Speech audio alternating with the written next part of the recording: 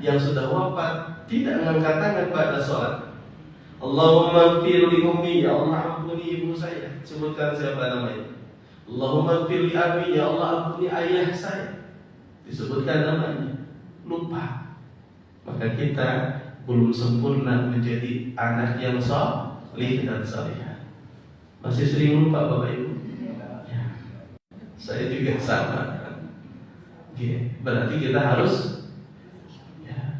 selalu ingat. Setiap bulan kita masih ingat dulu ketika sudah punya penghasilan belum nikah, masih suka ngirim ke ibu, padahal ibu nggak minta 100.000. Masa sekarang lupa juga nggak ngirim ke ibu, minimal 100.000 atau berapa.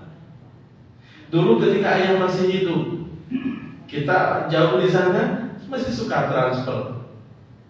Masa sekarang ayah ibu kita sudah wafat, lupa tidak mentransfernya. Dengan cara apa? Ya transfer ke panti asuhan, transfer ke pesantren, ke pembangunan dan sebagainya. Niatkan untuk almarhumah. Besok kita akan seperti almarhumah Ibu Sumini. Apakah di antara Bapak Ibu ada yang tahu bahwa Ibu Sumini besok kemarin wafat? Nah, apakah yang di sampingnya ketika sholat itu tahu bahwa pada sholat wafat nih? Tidak ada. Maka Bapak Ibu rahimahullah, khusus untuk malam ini saya ingin menyampaikan terkait husnul khatimah. Ya, kalau ada tampilan sebenarnya sangat menarik. Tapi tidak apa-apa, nanti pulang dulu udah isya.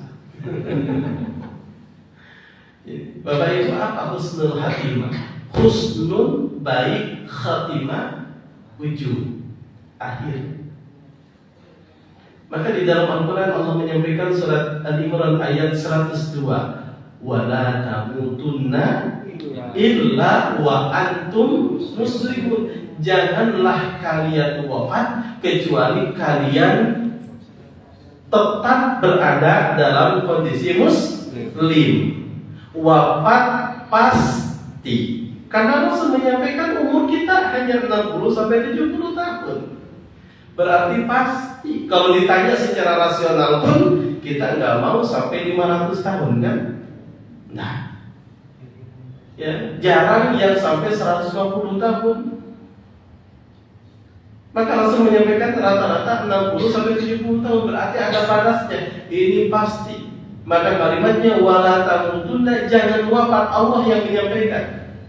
Intinya wafat itu harus dalam kondisi muslim. Mal muslim. Apa itu muslim? Secara bahasa kan apa? Berserah diri kepada Allah. Kalau kita memahami apa itu Islam, al-Islamu satu, anta syahada an la ilaha illallah wa anna Muhammadar Rasulullah. Bapak Ibu bersaksi bahwa tiada Tuhan selain Allah dan Muhammad utusan Allah. Oke, sudah kan? Ya. Wa tuqimas shalah. Yang kedua kata Rasul, engkau mendirikan salat. Oke. Maka orang yang wafat dalam kondisi habis sholat, apalagi setelah sholat wafat, berarti muslim.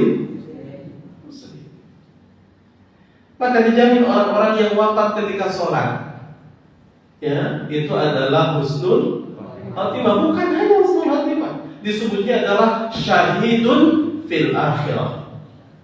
Syahid, wafatnya itu syahid.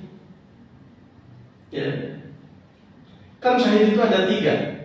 Ada syahid di dunia wal akhirah, ada syahid fil akhirah, ada syahid di dunia. Syahid dunia akhirat itu apa Bapak Ibu? Syahid orang yang wafat di medan jihad. Maka tidak dimandikan, ya, tidak dikafani, langsung dikubur sesuai kondisinya. Dan wafat di medan jihad hatinya ikhlas untuk membela li'ila kalimatullah, untuk meninggikan kalimat-kalimat Allah. Ini adalah orang yang wafat di medan jihad, disebut dengan syahid fid dunya wal akhirah. Syahid statusnya baik di dunia maupun di akhirat. Ada juga yang syahid fid dunya. Siapa orang yang wafat di medan jihad tapi niatnya bukan karena Allah. Orang mengenalnya wafat syahid. Ya. Dia berjuang berperang di jalan Allah, tapi niatnya akan disebut sebagai apa, Bapak Ibu? Pahlawan. Akhirnya kan? Ya, pahlawan. Itu kira-kira kalau orang yang wafat di medan jihad, masyarakat muslim tahunya syahid nggak? Syahid. Tapi kan nggak tahu hatinya seperti apa. Dan itu ada zaman sahabat juga ada, Bapak Ibu. Yang Rasul sebutkan dalam hadis, yang dia berjuang tapi dijamin tempatnya di neraka. Gara-gara apa? Dia berjuang bukan karena Allah, tapi ingin disebut sebagai pemberani. Gitu. Anta syahada an la ilaha illallah anna Muhammadar Rasulullah wa tuqima shalat wa tu'ti zakat. Bapak Ibu wafat tidak punya tunggakan zakat. Hati-hati. Boleh nggak zakat dicicil? Boleh. Bahkan ada beberapa jamaah itu yang membuat rekening zakat. Karena zakatnya banyak, berapa? Contoh per tahunnya sampai ada 20 juta, 30 juta. Kalau ngasihkan kan bingung gitu kan? Bingung langsung pinginnya ya dia ngasih sendiri. Akhirnya dibuatkan rekening, kita sampaikan. Kalau dibuatkan rekening, hati-hati putra putri, keluarga semua harus tahu. Jangan-jangan ini dana zakat kita mau nyalurkan, kita wafat, anak-anak tahunya apa? Dana simpenan mama itu kan? Oh, akhirnya dibagi waris. Padahal dana zakat. Maka kalau kita ada zakat, baiknya langsung tunaikan melalui lembaga zakat nasional terutama, baik itu Basnas atau juga Laznas, atau silahkan saja. Atau juga Bapak Ibu bisa kemudian salurkan langsung ke panti asuhan ke anak-anak yang memang du'afa. Itu. Atau kalau di kita kan memang dianjurkan ke lembaga zakat. Wa tasuma Ramadan, keempat berpuasa Ramadan, kelima wa tahijjal bait, ya ini istata'a ilaihi sabila. Yang kelima adalah berangkat haji. Maka barang siapa orang yang mampu berangkat haji tidak berangkat haji, wafatnya wafat jahiliyah. Bagaikan orang Allahu Akbar, waktu zuhur tiba, dia tidak sholat zuhur, lewatlah sholat zuhur. Seperti itu. Sholat itu wajib, zakat juga wajib. Ketika sampai waktu sholat dia tidak sholat, sama dengan ketika orang sudah mampu zakat tapi tidak mau zakat. Ada Allah Bapak Ibu, uangnya sudah banyak, ditanya kok nggak ternyata belum berani. Nah itu kan ada. Bahkan ada seorang istri yang mengatakan, saat saya itu sudah mau daftar haji tapi suami saya nggak mau. Nah itu kan, hati-hati. Walaupun sekarang antriannya 50 tahun dia katanya itu. Iya, saya juga terdaftar 2070 berangkat haji. Wah, itu kan berarti kalau sekarang usia 40 itu sudah 90 ya Pak ya. Jadi sekarang didaftarkan harus usia 12 tahun sudah daftar. Nah, itu. 12 tahun juga sudah telat. 50 tahun berarti dengan 12 dan 62. Dan 62. Jadi sebelum Covid itu katanya 30 tahun, ya sekarang kok tiba-tiba jadi 50 tahun. Nah, Bapak Ibu rahimahullah.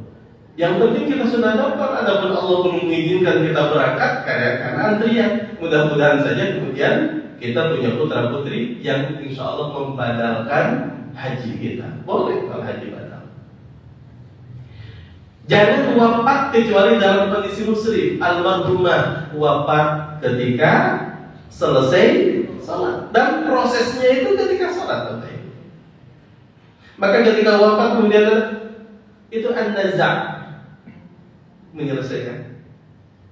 Ruh sudah tenggorokan. Maka ketika diangkat sampai luar ternyata sudah wafat ketika itu.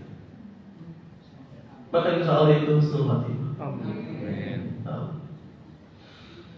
Kemudian berikutnya Bapak Ibu, innamal a'malu bil khawatim, kata Rasulullah. Ya. Innamal a'malu bil khawatim, sesungguhnya amal itu tergantung ujungnya. Sudah kalau gitu nggak usah baik-baik sekarang, besok aja menjelang wafat baru baik. Pertanyaannya ada nggak yang tahu wafat kita kapan?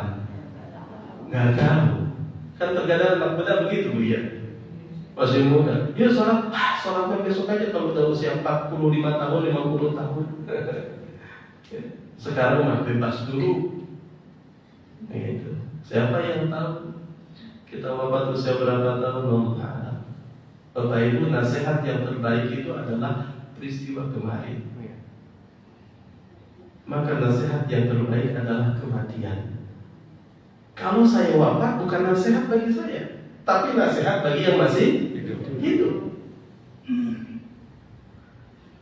Maka kalimatnya kalau orang kemudian dinasihati kematian, bahkan kematian di sampingnya, bahkan kematian menimpa yang dicintainya, tapi dia tidak lebih baik, tidak ada nasihat lain lagi yang lebih kuat. Berarti hatinya menjadi qalbun mayyit. Ada nggak orang yang diuji kematian oleh keluarganya tapi malah lebih jauh kepada Allah? Ada Bapak Ibu. Ya. Berikutnya di dalam kitab Ad-Durus karya Syekh Muhammad Hasan disebutkan begini, satu makalah. Man 'asha 'ala syai' mata 'ala syai'. Man, barang siapa orang 'asha yang mana dia hidup, 'ala syai' biasa dalam melakukan sesuatu, maka insya Allah dia wafat alaihi dalam kondisi kebiasaannya itu. Kalau ada orang biasa sholat berjamaah, mungkin besar wafat dalam sholat berjamaah. Kalau orang rajin dalam taklim, mungkin kemungkinan besar wafat dalam kondisi taklim. Kalau orang wafat dalam kondisi mabok, kan? Bisa saja wafatnya memang dalam kondisi mabok, oplosan dan sebagainya. Barang siapa orang yang biasa dalam perbuatan zina, bisa aja wafatnya kemudian dalam kondisi begitu. Jadi kalimat ini sebenarnya seperti kalimat pepatah sepuh kita, Allah bisa karena biasa, kan itu. Allah bisa karena biasa. Dia menjadi pandai itu karena dibiasakan. Dia bisa dan sebagainya. Mati pun di tempat itu ya karena biasa begitu, karena kebiasaan begitu. Ya. Kemudian Bapak Ibu, ini sebutan begini. Saya tadi husnul khatimah. Yang kedua adalah syahid. Jadi disebutkan syahid itu adalah orang yang wafat, ya, tapi syahid itu hadir, menyaksikan. Jadi orang yang wafat syahid adalah orang yang wafat dia akan menyaksikan baik dengan kepala sendiri maupun dengan mata batin, ya, mata zahir maupun mata batin terkait peristiwa-peristiwa, ya, perjalanan hidupnya. Maka As-Syekh Al-Raghib Al-Asfahani menyebutkan bahwa orang yang wafat syahid adalah orang yang ketika hendak wafat dia menyaksikan para malaikat turun kepada mereka dan mengatakan, janganlah kamu merasa takut dan janganlah kamu bersedih hati, dan bergembiralah kamu dengan memperoleh surga yang telah dijanjikan kepadamu. Surat Fussilat ayat 30. Apa kalimatnya? Apa kalimatnya? Jangan merasa takut, janganlah kamu bersedih hati. Alla takhafu wa la tahzanu wa abshiru bil jannati allati kuntum tu'adun. Ya ayyatuhan nafsul mutmainnah irji'i ila rabbiki radiyatan mardiyah fadkhuli fi ibadi wadkhuli jannati. Ketika sakaratul maut melihat malaikat, tapi malaikat mengatakan jangan takut, ya, jangan khawatir, jangan bersedih hati, bergembiralah. Kira-kira kalau sakitnya 10, tiba-tiba ketika syakaratul maut dia matanya melihat, mata batinnya melihat, begitu luas pandangannya, malaikat sejauh mata memandang, putih bersih semuanya. Mereka memanggil, wahai orang-orang yang jiwanya baik, yuk keluar, tuh tempatmu di surga. Jangan bersedih, jangan takut. Kira-kira masih terasa sakit nggak Bapak Ibu? Harusnya sakitnya hilang, walaupun masih sakit tapi hilang karena kebahagiaan. Yang kedua, kata Ar-Raghib Al-Asfahani, orang yang husnul khatimah, orang yang wafat syahid, ketika dia wafat, ia menyaksikan berbagai macam kenikmatan akhirat yang telah dijanjikan Allah kepada mereka. Dia melihat begitu indahnya, begitu luar biasanya nikmatnya surga. Yang senantiasa pada salat, Rabbana atina fid dunya hasanah wa fil akhirati hasanah wa qina adzabannar. Yang ketiga, ketika orang wafat syahid, dia menyaksikan ruh mereka tetap hidup dan berada di sisi Allah. Jadi ketika dicabut itu, Bapak Ibu, terlihat semuanya. Tapi yang dia terlihat hanya keindahan, hanya kesenangan yang kekal, khalid, kekal abadi. Ini adalah orang-orang yang syahid.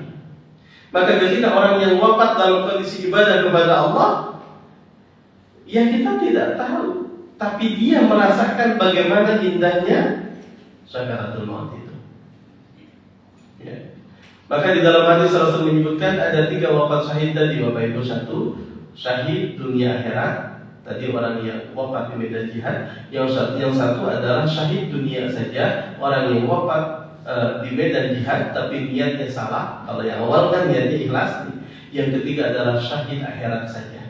Siapa yang syahid akhirat? Salah satunya adalah orang-orang yang wafat di jalan Allah, orang-orang yang wafat ketika melakukan amal-amal saleh. Ya, maka sudah sebutkan di sini. Yang pertama, Bapak Ibu, syahid akhirat. Ya, al-mat'un, kata Rasul, orang yang wafat terkena wabah. Al-mat'un. Jadi yang kemarin kan COVID ya. Kalau sekarang mungkin apalagi Bapak Ibu, dulu cacar, kemudian juga ada wabah apa? Wabah Ebola, burung apa? Bulu burung, itu kan? Terus apa lagi? Apa? Kolera.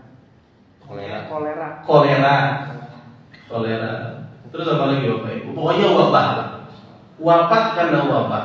Tapi catatannya, kalau dia muslim, kalau dia mukmin, dan ketika wafat dia juga sedang berada di dalam minimal yang mubah, bukan maksiat. Yang kedua, al-gharq, tenggelam. Yang disebut dengan wafat syahid, wafat husnul khatimah, itu adalah yang wafat tenggelam. Berarti kalau dulu Aceh tsunami, ribuan yang wafat. Kalau dia sedang tidak maksiat, berarti wafatnya husnul khatimah. Tapi kalau sedang dugem di pinggir laut, apa itu kan, sedang maksiat di pinggir laut, gitu kan, di pesisir, kemudian ada tsunami, mati, ya itu nggak husnul khatimah. Likuifaksi di mana? Di Palu dulu ya. Jadi yang atas ke bawah, ya akhirnya tenggelam. Itu juga sama. Kalau orangnya wafatnya baik dia, maka husnul khatimah. Tapi kalau orang sedang maksiat, itu bukan husnul khatimah, su'un khatimah. Itu ada. Bagi kita itu sebagai apa? Peringatan. Bagi kita sebagai peringatan. Yang ketiga, wasahibu dzatil janbi, orang yang wafat sakit rusuk. Sakit apa ya? Kalau rusuk itu sakit apa? Rusuk di sini kan? Jantung ya. Di belakang rusuk apa? Jantung. Jantung, paru, Ginjal bisa, Ganjil begitu. Ginjal di sini. Nah, coba nanti dibuka di rumah Pak. Di belakang taruh, di belakang ini ada rusuk. Maka rusuk itu Bapak Ibu simbol bagi seorang istri. Iya kan Bu ya? Iya. Rusuk itu bengkok atau lurus? Bengkok. Dan rusuk itu pelindung Bapak Ibu. Di luar kita rusuk, di dalamnya itu organ sangat penting. Jantung juga sangat penting. Maka seorang istri itu adalah apa? Penutup. Maka dalam Al-Quran adalah suami istri hunna libasun lakum wa antum libasun lahunna. Hunna libasun lakum. Istri itu sebagai pakaian. Pakaian itu bukan apa? Nutup, memperindah, mempercantik. Pak Haji jadi ganteng banget karena pakai kopiah itu. Pakai kopiah, pakai baju, pakai sarung. Coba kalau koloran. Pak Haji kesini koloran, kolornya di atas pusat, di bawah lutut. Mau apa? Mau sholat. Kira-kira gimana Bapak Ibu? Bisa aja Pak Haji mengatakan, aku sudah pinter fikih kok. Kenapa? Coba baca dalam fikih. Syarat sahnya sholat itu satrul aurat. Menutup aurat kok. Nggak ada syarat sah sholat pakai kopiah. Nggak ada. Pakai koko nggak ada. Syaratnya satrul aurat. Aku sholat koloran kok. Yang penting di atas pusat, di bawah lutut. Kan aurat laki-laki itu baina surah wa rukbah, antara pusat dan lutut. Sholat di sini kira-kira kalau rantau nggak pakai baju, nggak pakai kopiah, gitu kan? Gitu. Tapi kayaknya kayak cacing ya? kita paling begini gini kayaknya kan gitu. Ya karena dalam hidup itu tidak hanya formalis ya, tapi juga ada etika, ada akhlak. Gitu, ada etika akhlak. Secara pikir begitu Bapak Ibu. Sah sholat kok kalau rantau, yang penting menutup aurat. Bagi laki-laki, kalau bagi ibu kan kul badan, seluruh badan minal wajhi wa kaffayn, kecuali wajah dan dua telapak tangan. Maka rusuk kita itu bengkok Bapak Ibu. Kata hadis Rasul, luruskan. Ibu itu bagaikan, istri itu bagaikan apa? Tulang rusuk. Harus kita tetap jaga, luruskan, tapi jangan terlalu keras, nanti patah. Tapi jangan dilepas. Kalau dilepas ya bengkok lagi. Karena tulang rusuk bengkok. Gitu. Maka dulu saya sebelum nikah itu kan saya dikenalkan nikah itu 3 bulan Bapak Ibu. Saya kenalkan taruh yang bikin saat ini insya Allah wanita solehah luar dalam, cantik solehah luar dalam. Oke, alhamdulillah. Nikah akhirnya. Setelah nikah, iya memang baik, tapi tetap aja harus tetap dibimbing Bapak Ibu. Harus tetap dibimbing, ya begitu. Maka kalau Rasul itu kalau bangun itu Rasul dulu atau istri dulu? Rasul. Istri Rasul atau Rasulnya? Rasul dulu.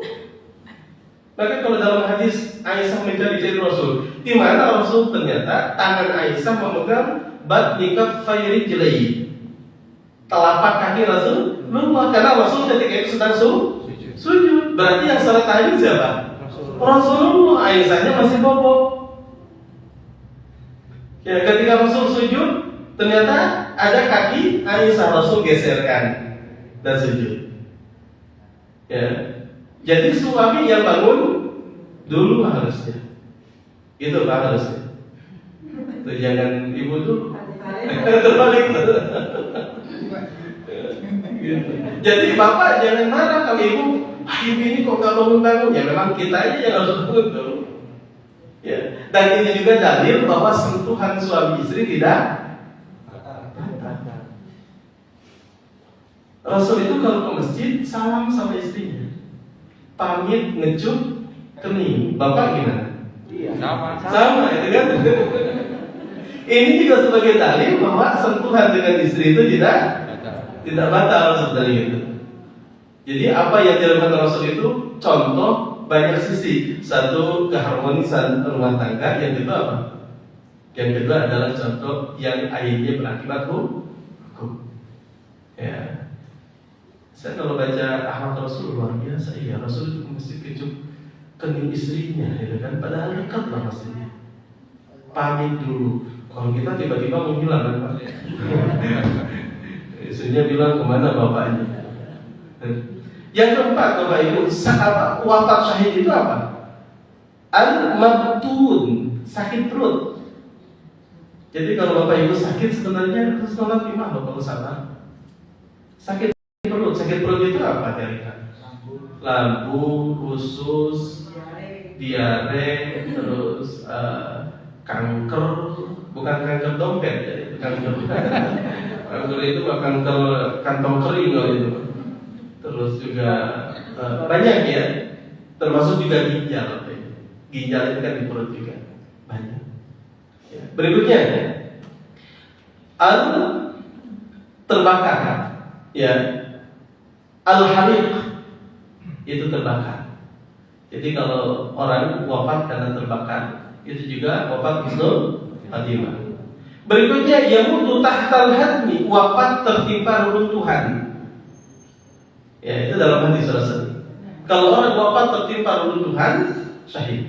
Maka kalau kita sholat, Allahu Akbar, tiba-tiba gempa. Ada kan kalau lihat videonya ada yang lari, ada yang di masjid tetap sholat. Memang bingung Bapak Ibu. Lari, ya kalau pas di sananya yang jatuh malah ketimpa kan? Ya, lari, pas keluar ternyata gentengnya ya malah wafat, gitu kan? Begitu. Jadi ada yang imam itu nggak membatalkan, tetap sholat. Dan ketika tertimpa lagi sholat, insya Allah husnul khatimah sebenarnya. Nggak ikhtiar, ya bingung juga ikhtiar kemana? Karena posisinya gempa gitu kan, sementara mesinnya luas. Kalau mesinnya tinggal loncat kecil ya fatal. Silakan. Berikutnya apa? Melahirkan Bapak Ibu.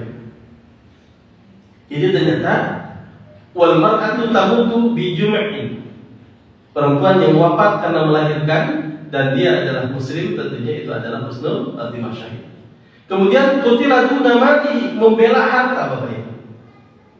Membela harta, Bapak Ibu wafat karena membela harta. Dirampok, wah ditahan, dijaga itu harta sampai kemudian kita dibunuh, maka wafat husnul khatimah. Ibu lagi jalan ke pasar jam setelah subuh, di jalan ternyata HP-nya Bu, sini tak pateni kalau nggak dikasihkan.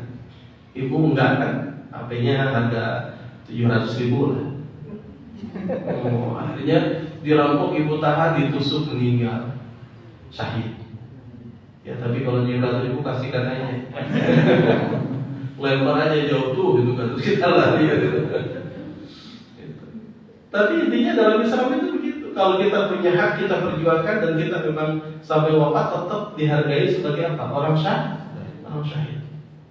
Kemudian berikutnya, fi sabilillah, tapi di jalan Allah.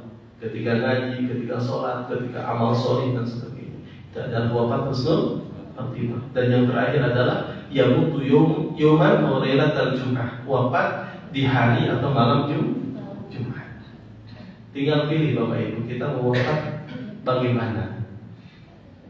Ya, caranya bagaimana? Biasakan di dalam hal kebaikan. Saya wafat ingin dalam kondisi sholat berjamaah, maka titip jangan pernah tinggalkan sholat berjamaah. Saya ingin wafat dalam majelis taklim, maka setiap taklim usahakan jangan pernah tidak hadir. Sakit perut dikit nggak apa-apa, pakai masker aja. Ngantuk ya sudah, mendingan duduk ngaji sambil tidur, nggak apa-apa. Karena duduknya orang di majelis taklim itu ya sudah diamini oleh malaikat. Ya, ngaji tapi sudah tahu kok, nggak apa-apa. Kalau sudah tahu dan kita ingin agar jamaah tahu, tanya. Kan boleh kita bertanya sesuatu yang sudah kita ketahui Bapak Ibu, dalam rangka apa? Memahamkan jamaah yang lain. Itu boleh. Dalilnya banyak, ya. Dalilnya banyak Bapak Ibu. Dan berikutnya kita sampaikan bahwa orang-orang yang wafat syahid tadi, ya Allah kasih situ hisorin, 4 fasilitas. Yang pertama, yughfaru lahu fi awwali daf'atin, dosanya akan diampuni sejak awal kematiannya. Orang yang wafat sudah mati. Yang kedua, diperlihatkan tempat duduknya di surga. Jadi ketika wafat surga terlihat. Ya. Maka doanya orang yang wafat syahid itu, ya Allah percepat kiamat.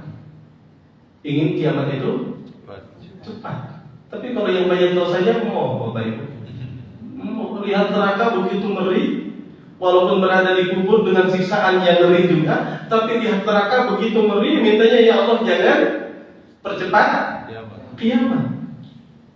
Kekal apalagi di sana. Kemudian dijaga dari siksa kubur. Coba Bapak Ibu, orang yang wafat husnul khatimah masuk kubur, bukan malaikat raqib atid yang datang, bukan malaikat munkar nakir yang datang. Raqib atid pencatat amal baik tidak baik, munkar nakir. Besok yang akan datang itu amalnya dalam bentuk laki-laki ganteng gagah, perempuan cantik, somea, tahu somea, ramah. Ya, besok tertawa dikit. Ya. Tempat kubur itu gelap, sepi, tapi bagi orang baik luas, ramai, indah. Ya, indah.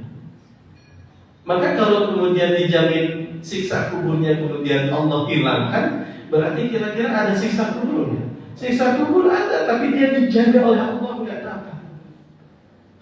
Ringan siksa kubur. Berikutnya, diberi keamanan dari takut akan hari kebangkitan. Semua orang itu takut waktu dibangkitkan. Karena kan orang yang sudah wafat pun akan tahu terkait proses nanti Yaumul Ba'ats, hari di mana semua manusia Allah bangkitkan dan Allah kumpulkan di mahsyar. Itu bukan hanya kita yang hidup yang khawatir itu, yang mati akan lebih khawatir. Kalau kita sekarang takut mati kan, sudah ingat belum besok takut hari kebangkitan? Belum kayaknya. Belum. Kita sekarang ingatnya besok mati saya bagaimana? Sama orang yang dikubur pun besok kalau saya dibangkitkan dalam kondisi apa? Kan dibangkitkan itu telanjang, tidak pakai sendal, tidak pakai baju dan sebagainya. Matahari berapa Bapak Ibu?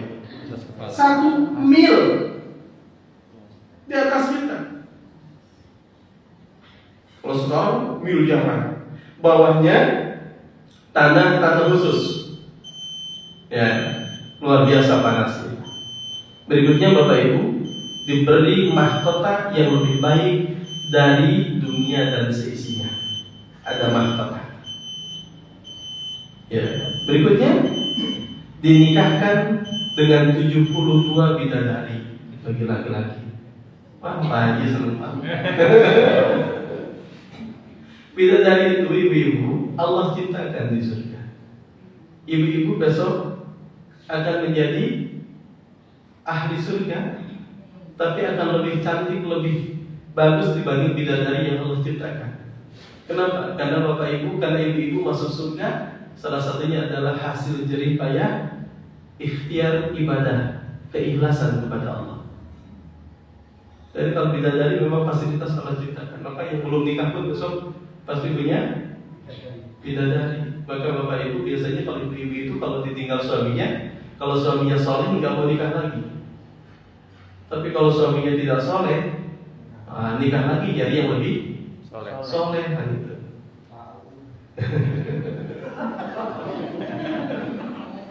Kenapa Bapak Ibu? Karena memang istri itu besok di surga itu akan bersama dengan suami terakhir. Suami terakhir. Jadi kalau ibu kemudian nikah suaminya wafat dan soleh, besok kemudian ibu wafat nanti akan bersama dengan suami.